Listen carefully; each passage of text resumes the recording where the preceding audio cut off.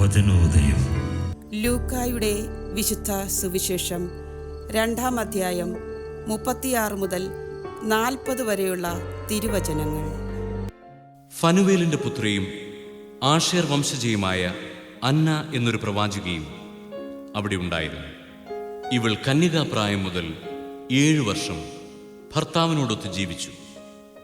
84 വയസ്സായ ഈ വിധവ ദേവാലയം വിട്ടുപോകാതെ രാപ്പകൽ ദൈവത്തെ സ്തുതിച്ചുകൊണ്ട് ഉപവാസത്തിലും പ്രാർത്ഥനയിലും കഴിയുകയായിരുന്നു.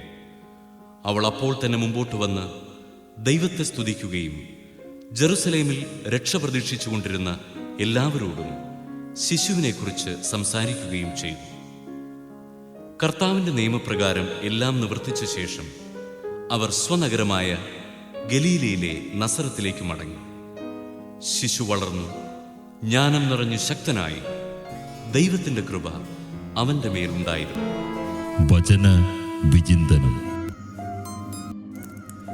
ഭർത്താവിൻ്റെ മരണശേഷം ലോകത്തിൻ്റെ മായാമോഹങ്ങളിൽ വ്യാപൃതയാകാതെ പിതാവായ ദൈവത്തിൻ്റെ സ്നേഹത്തിൽ ആഴപ്പെട്ട് രാപ്പകൽ ദൈവത്തെ സ്തുതിച്ചുകൊണ്ട് ഉപവാസത്തിലും പ്രാർത്ഥനയിലും കഴിഞ്ഞിരുന്ന അന്ന എന്ന പ്രവാചക വിധവയെ നമുക്ക് സുവിശേഷത്തിൽ കാണാൻ സാധിക്കും.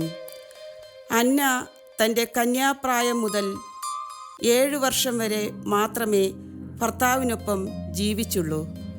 എന്നിട്ടും മറ്റൊരു വിവാഹത്തെക്കുറിച്ച് ആലോചിക്കാതെ ലോകസുഖത്തെ വെടിഞ്ഞുകൊണ്ട് 84 വയസ്സുവരെ രക്ഷകനെ കാത്ത് ദൈവത്തിൻ്റെ സ്നേഹത്തിൽ ജീവിക്കുന്ന അന്നയെയാണ് നമുക്ക് കാണുവാൻ സാധിക്കുന്നത്. അവൾ ഉണ്ണിയെ കാണുകയും രക്ഷ പ്രതീക്ഷിച്ചിരുന്ന മറ്റുള്ളവരിലേക്ക് ആ സന്ദേശം എത്തിക്കുകയും ചെയ്തു.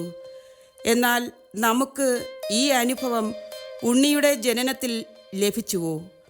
മറ്റുള്ളവർക്ക് അവനെ പങ്കുവയ്ക്കാൻ സാധിച്ചുവോ? ഈ ക്രിസ്തുമസിൻ്റെ ശോഭയാൽ തിളങ്ങുന്ന ഈ നല്ല ദിനങ്ങളിൽ നമ്മുടെ പാപപങ്കിലമായ ഹൃദയം വെടിഞ്ഞും വ്യർത്ഥമായ ലോകസുഖങ്ങളെ ഉപേക്ഷിച്ചുകൊണ്ടും ഉണ്ണിയേശുവിനെ നമുക്ക് സ്നേഹിക്കാം.